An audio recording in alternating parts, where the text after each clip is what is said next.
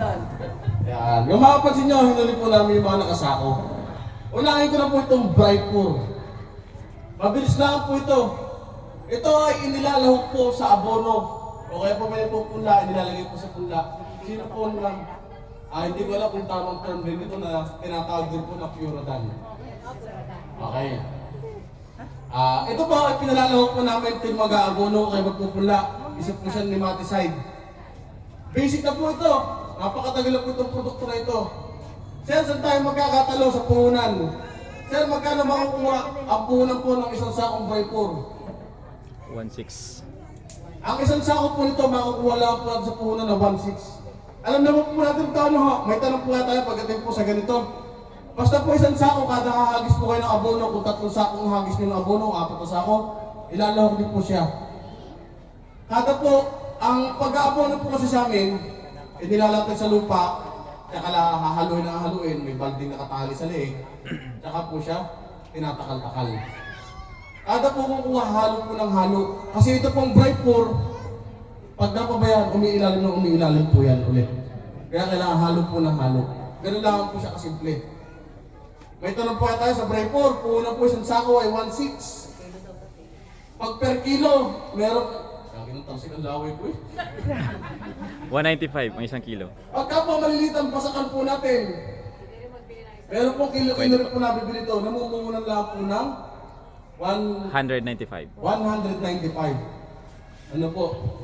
May tanong po tayo. Kung kaya po, tutuloy ko pa ho, sa isang sako pa ho. Ako, tanong po. Sir, paano pag-apply niyan? Mag-apply po. Hindi. Sir. Opo.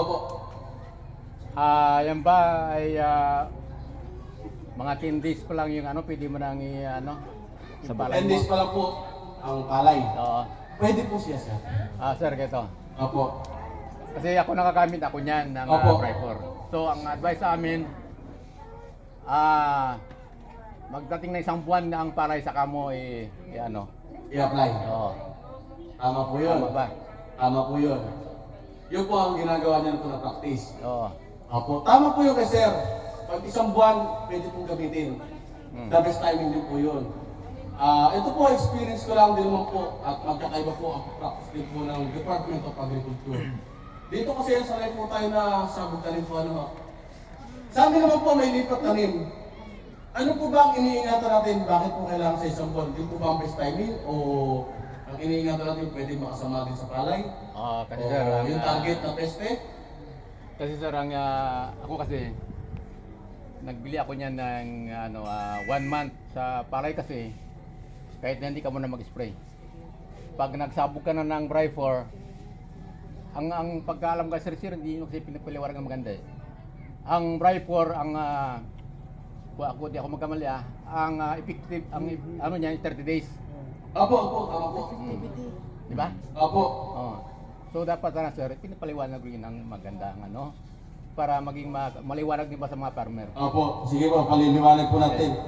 Ito pong Vipor po, ay tuwang talab po ito. Ito yung po isang tinatawag na systemic nematicide at insecticide. 1 month yan nakalab ng 1 month po sila nagpapa-apply. Isang the best timing din po yun para po sa mga pesting insekto at uod. Sa amin naman po, para naman po malaman natin kung safe po ito sa palay o hindi. Ito po kahit po sa punlaan po namin pinagagamit. Nagpapagamit po kami na kaunti lang po sa punlaan. Kalahating kilo lang po pinagagamit kada punlaan. Nagkakaigi rin po siya para po hindi po patay ng uod yung mga ililipat namin sa amin. At sa sabog tanim po, tama po yung kay sir. Pinagagamit po siya ng 1 month. Hindi raw po sila nakapag-spray ng insecticide. Pwede rin po yun. Maganda rin pong practice yun. Dahil ang target din po nito ay uod at saka po nematicide. At sa proseso po ng paggamit, paliwanag ko naman po kanina, na ganun din po ba ginagawa sir? Nilalahok na po namin sa abono o solo application po kayo? Solo sir, solo. Lahok din po sa abono. Solo. Solo po. Yun. Isang tamang practice po talaga yun, kalimitan. Solo application. Kaya lang naman po minsan tayo sir, nag-combination talaga sa labor. Ano sir, tama na kaya ako doon. Kaya inaano lang talaga natin sa labor. Kaya kung minsan Para talaga, matipid. natanong naman po natin ito kung pwedeng ilahok, pwede po siyang ilahok na sa abono para isang trabaho. Pero pinaka-the best po yung tama po yung kay sir. na kung kaya nyo i-solo application nyo po siya. Ano po? Sir, may tanong ako, sir. Opo. Kasi nung first crop, itong cropping lang, last cropping. Opo. Kasi ang Bryfor, di ba, is intended para sa mga sa Bisaya pa, mga sapat-sapat. Hayop. Hayop. Insekto. Na hindi pwedeng lumapit. So, di ba, sir, nag-uso sa amin din, sir, ang uod. So, armyworm. So, ang palay ko si 1 month na. So, sabi ko para makatipid ako, nagsabog ako ng Bryfor. Opo. So, hoping na mamamatay ang uod. Mamamatay po ang uod. Oo. Na kahit anong uod na present po doon. Oo. Hindi po lahat kaya ng Bryfor. Kahit po alin po ng produkto, hindi po lahat siya kaya. Kung halimbawa po, hindi po siya masisingawan o hindi rin po siya kakain po doon sa part na pinasukan po ng Bryfor, hindi rin po siya kakayanin. Kaya po talaga ako nakakapag-recommend pa rin po ako na gumamit po tayo ng insecticide. May pagkakaiba-iba pa rin po yung espesyalista. Kasi po siya, nakapokus po siya sa pailalim ng lupa. Singaw lang po nakakainin niya pag nakain ng ugat yung natunaw na siya. Pag nakain ng ugat, pupunta po siya sa puno. Yung puno po kayo, pag nasipsip, yung puno may lason. Yung lason, dahil may lason po ang puno, pag nanginain po ang uod doon pala po yung part na pwede sila mamatay. Pero pag hindi po sila manginginain, hindi po sila kakalaban po. At kung mga parpar po natin, hindi po kaya. Uod at nematodes lang po ang kayang patay po ng Bryfor. Opo, yung mga uod sa ilalim po, doon po ang dalawang epekto niya. Lupa at then pag sinipsip po, papasok po sa puno. Yun po ang kanyang pinaka-epekto. Kung sa 1 month po, kung halimbawa po, sa 1 month may mga stem borers na po yan, kalimitan na sir. Lumalabas po, nag-uuban. Kung may stem borer na po sa loob ng puno yan, alam naman natin po yun, ang uod na sa loob ng palay. Within 1 month, pag naglagay po tayo ng Bryfor, may uod sa loob yan, pwede po mamatay yun. Yun ang isang kagandahan po kay Bryfor.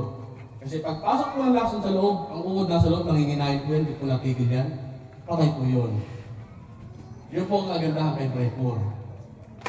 Nasagot ko po kaya ang, may tanong po kayo tayo sir, nasagot ko kayo ng ayos naman. Ako kasi, sir, pag gumagamit ng Bryfor, Opo. within 1 month, di ako nag-spray. Isang magandang practice din po yun sir talaga. Isang tamang proseso rin naman po yun.